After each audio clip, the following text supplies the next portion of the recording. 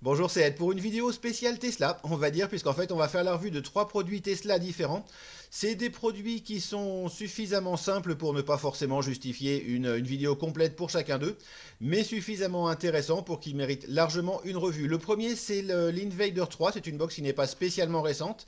Elle est maintenant proposée à des tarifs super intéressants, elle fonctionne très bien, et c'est une box minimaliste, on va dire, double AQ 18650, un bouton de déclenchement et un potentiomètre pour régler la tension de sortie. Le deuxième produit, ça va être la Tesla Sig 3. C'est une box qui fonctionne comme un mode mécanique, pas de réglage de la tension de sortie. Par contre, vous avez la particularité d'avoir une prise USB en dessous qui vous permettra de recharger un téléphone par exemple avec la batterie 5000 mAh de cette box. C'est une box un petit peu particulière, pas forcément à garder comme box principale, mais comme box de secours, elle est vraiment pleine d'atouts. Et le dernier produit qu'on va passer en vue, il est en fait livré en kit avec la 3. Il s'agit du Karat 24, c'est un atomiseur reconstructible, plateau de style Velocity, mais avec un système de fixation des pattes des fils qui est particulièrement intéressant et un excellent rendu des saveurs. On va voir tout ça en détail et on commence par l'Invader 3. On va donc commencer par l'Invader 3, qui est une box minimaliste si on veut. Première chose que l'on remarque quand on l'a dans les mains, c'est qu'elle est très compacte pour une box double AQ. Vous avez toutes ces dimensions ici. Et la deuxième chose, c'est que clairement on a l'impression d'avoir un objet costaud dans les mains. L'ensemble est très bien fini, vraiment. Les jointures sont absolument nickel, le bouton ne bouge pas, le clic est très agréable. Pas de souci non plus avec le potentiomètre. Au-dessus du bouton, on va avoir une LED qui s'affiche en bleu. On verra ça tout à l'heure. Vous avez également la connexion 510, très propre, rien de particulier à en dire, une connexion 510 montée sur ressort qui fonctionne très bien avec tous les atos avec lesquels je l'ai essayé. Pour insérer les batteries, on a une trappe qui s'ouvre directement comme ceci, très facile, et on voit également l'épaisseur du métal, c'est vraiment du très solide. Pour mettre les batteries, rien de particulier, vous allez mettre sur le côté gauche le moins au-dessus, si je ne me trompe pas, ça fonctionnera tout de suite beaucoup mieux. On a de toute façon une sécurité pour l'inversion de polarité. Vous avez également tout un tas de sécurité sur cette box si la box devient trop chaude, si l'atomiseur est trop... la résistance de l'ato est trop basse ou en court-circuit, etc. Donc on a vraiment toutes les protections utiles sur ce chipset, même s'il est très simple dans son utilisation. Pour remettre le couvercle, encore une fois, ça tient vraiment très bien. Les jointures sont nickel, c'est une box qui est très agréable. Pour l'utilisation, pour la mettre en route ou l'éteindre 5 fois sur le bouton de déclenchement.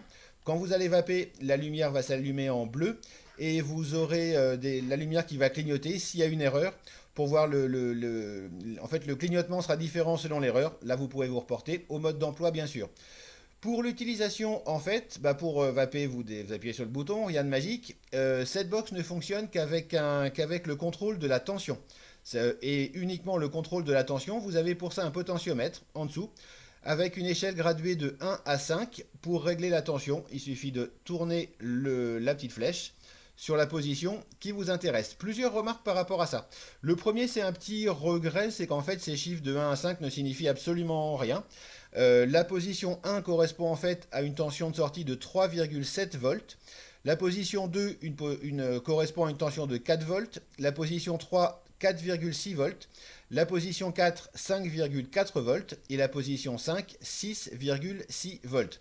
La box est précise. On a effectivement à la sortie les tensions que je vous ai données.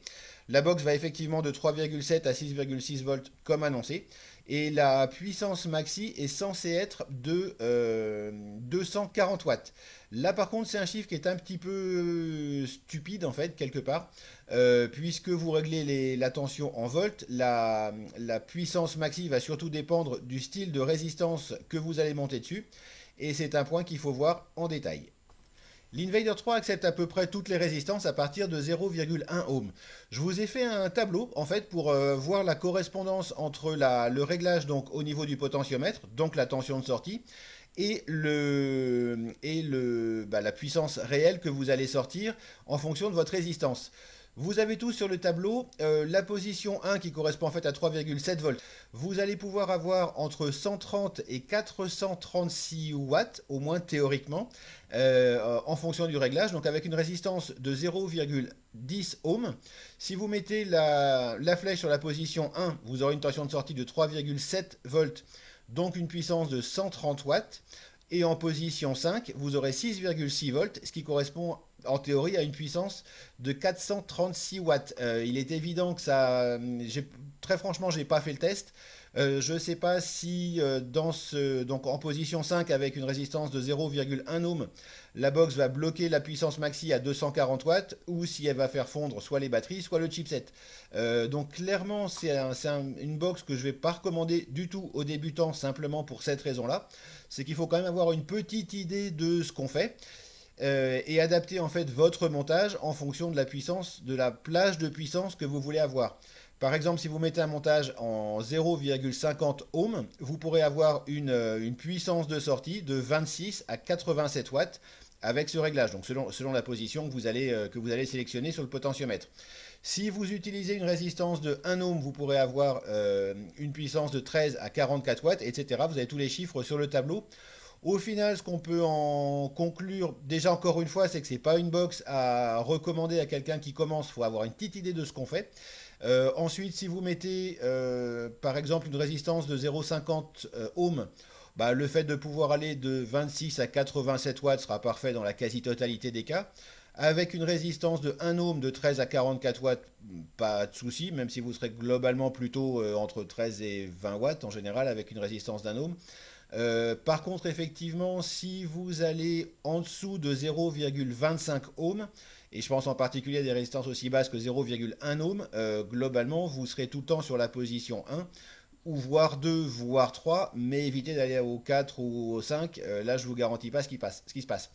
Ce qu'il faut en retenir également, c'est que du coup, en fait, on n'a pas l'affichage de la tension sur le potentiomètre. On a donc encore moins l'affichage de la puissance en watts.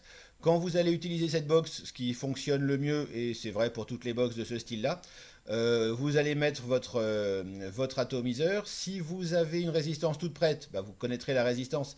Si vous faites vous-même vos résistances, pensez à bien vérifier la résistance de votre montage avant de le monter dessus, puisque la box ne vous indiquera pas la résistance de votre montage.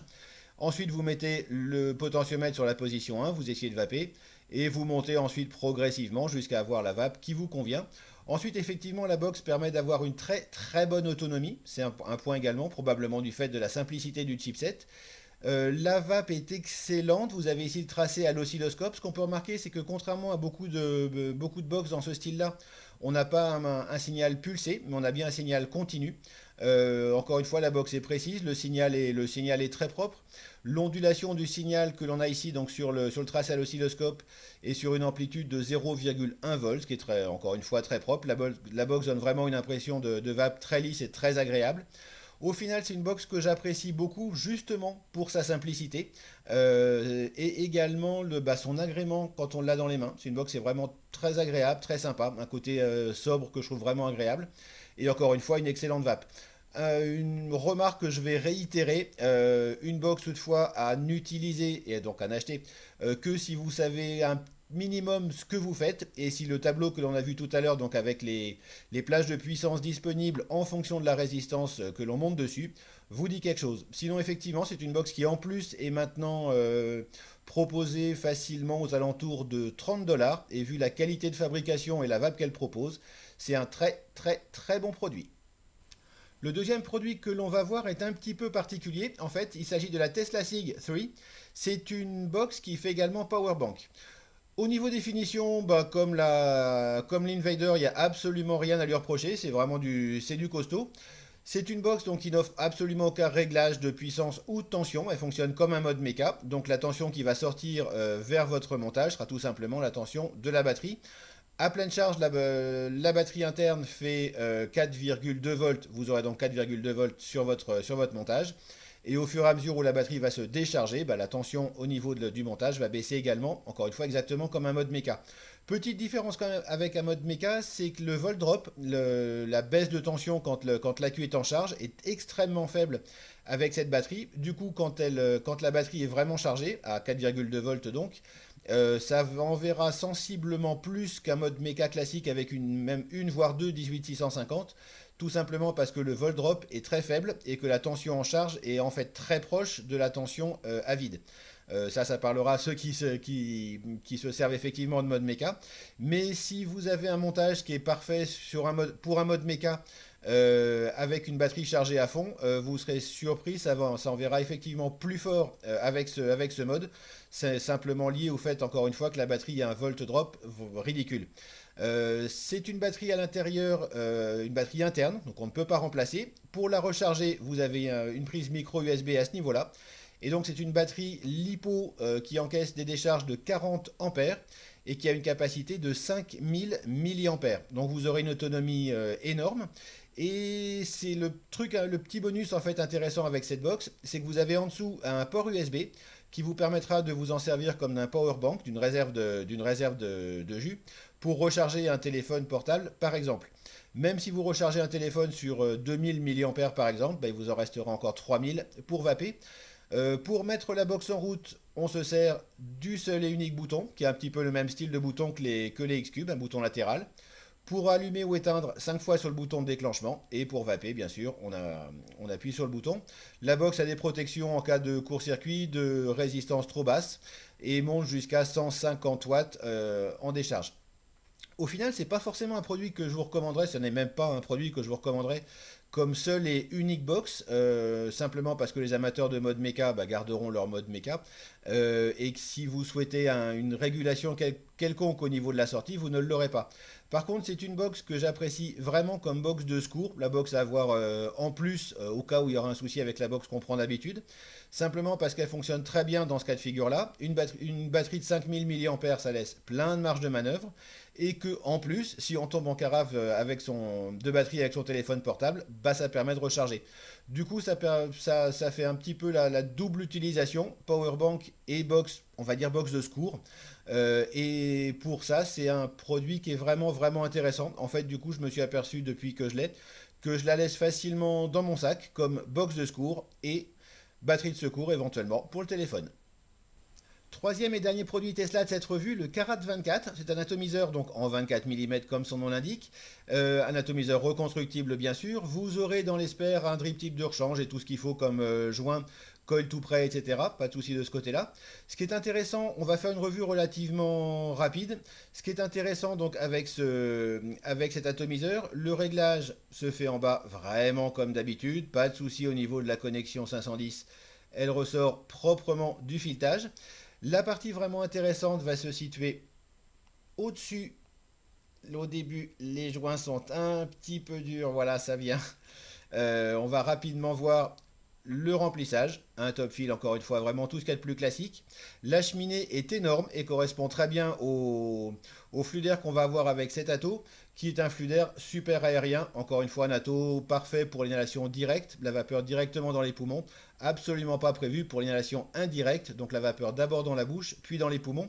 On est en fait quasiment sur un fonctionnement de dripper. En fait, la cheminée super large et très courte fait qu'on a quasiment le rendu d'un dripper avec cet ato. Le flux d'air est très aérien et le rendu des saveurs est vraiment, vraiment, vraiment très très bon. Là, on se rapproche effectivement beaucoup d'un dripper. Au niveau du réservoir, je ne vais pas vous le démonter. On a un Pyrex de rechange qui est livré donc avec l'atomiseur. Vous dévissez ça, tout simplement pour nettoyer ou changer le Pyrex si vous voulez. Ça, c'est du très classique. On va faire une revue effectivement un petit peu rapide. On va aller directement au point le plus intéressant, qui est le plateau. On a un plateau entre guillemets de style Velocity dans le sens où les fils arrivent sur le côté. Mais plutôt que d'avoir des vis pour serrer directement donc les fils, on va avoir un système bien plus malin qui est celui-là qu'on va regarder en détail. Le système de fixation des vis a l'avantage d'être super compact en fait, et effectivement il suffit de regarder la taux pour voir qu'on a une chambre qui est vraiment réduite, et surtout de ne jamais couper les fils et de faire un très bon contact. Pour faire passer vos fils, vous allez tout simplement dévisser les vis sur le côté. On a une bonne grosse prise empreinte, je veux dire Philips, qui permet d'avoir des vis qui sont vraiment costauds. Et pour faire passer vos fils, vous allez le faire tout simplement dans l'espace qui est créé à ce niveau-là. Si vous dévissez complètement la vis, vous pourrez passer absolument tous les styles de fil. On a vraiment de la place. Si vous voulez faire donc vos montages, le plus simple, c'est de passer un fil au-dessus, un fil en dessous de chaque côté. Une fois que c'est prêt, vous resserrez. Ça bouge absolument pas et ça fait un excellent contact et surtout ça ne coupe absolument pas les fils, bien entendu. C'est vraiment très bien réalisé. Au niveau du reste du plateau, on a deux très grandes ouvertures pour les arrivées d'air bien sûr, et deux grandes ouvertures également pour le passage du coton. Ça se fait très facilement et ça permet encore une fois, puisqu'on a beaucoup de place à ce niveau-là, d'avoir un coton qui n'est absolument pas tassé, donc au niveau de l'arrivée de liquide. C'est un plateau qui fonctionne étonnamment bien, vraiment. C'est super simple pour faire les montages. Ça accepte à peu près tous les types de montage sans problème. Vous pourrez placer du Clapton ou ce que vous voulez vraiment sans souci. Le rendu de saveur est vraiment très bon avec cet ato et le fait effectivement d'avoir beaucoup de place à ce niveau-là pour passer le coton permet d'avoir une très bonne capillarité. Je ne vais pas vous faire le détail du montage, encore une fois, sur le principe ça se monte exactement comme un plateau Velocity, mais c'est vraiment très bien vu. J'aime beaucoup ce système donc de fixation des fils, bien plus efficace et en fait plus pratique à mon avis que les fils. Un plateau qui est très réussi pour un ato qui mériterait vraiment d'être essayé. Le flux d'air est très aérien, le rendu de saveur est excellent et en plus ça a le culot d'être facile à monter. Et voilà, vous savez tout sur ces trois produits Tesla. Au final, c'est des produits qui sont simples, mais qui sont efficaces et qui ont chacun, à mon avis, leur intérêt.